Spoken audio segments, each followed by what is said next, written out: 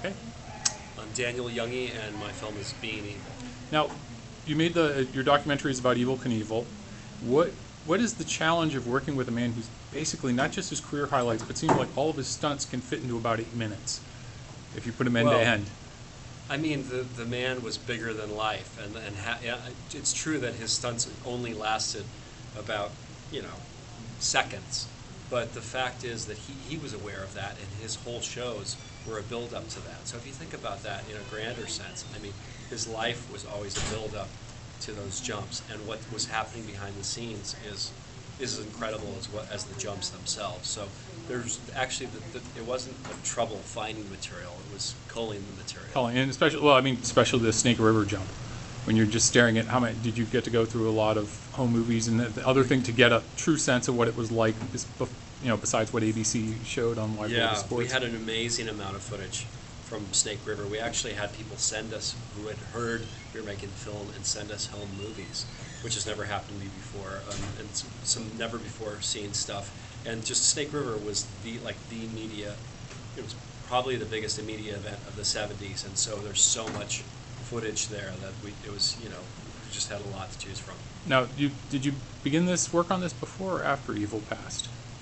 We started after Evel passed away. He passed away in 2007. We've been making this film for a little over 2 years. So we started in 2013 and worked with his family. I've just learned that it's good to ask, seeing how long it sometimes takes a project like this to gestate. And now how is the estate or the family when it comes to working with them on putting the film together? Were they very cooperative? We worked with the family, and that was great because we got stuff that we wouldn't have otherwise. And I think the film benefits from having people on in both camps. People who actually didn't have the best experiences with Evel, but also his family and some of his best friends. And I think that's why you get a rich composite view of this man. I mean, one of the coolest toys I had as a kid was when my aunt in Boston mailed us to Germany the stunt cycle that we could launch off the top of bunk beds.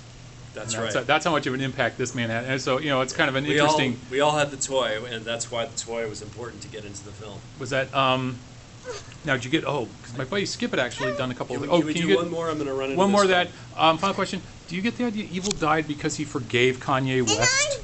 Because his body was just not used to forgiving people? Yeah, we thought about putting the Kanye chapter in, but it just seemed like anticlimactic. Evel forgave a lot of people at the end of his life, and it's up to the viewers to decide. Well, that's good. It's good to know, because it always sounds like we did interviews, you just talked stuff. And so, what's the future for the film? The film's getting released theatrically in July. July, okay. Or excuse me, August. August. So this summer, and great. Well, anyway, thank you so much, and thanks for finally making a really great Evel Knievel film. Thank you so much.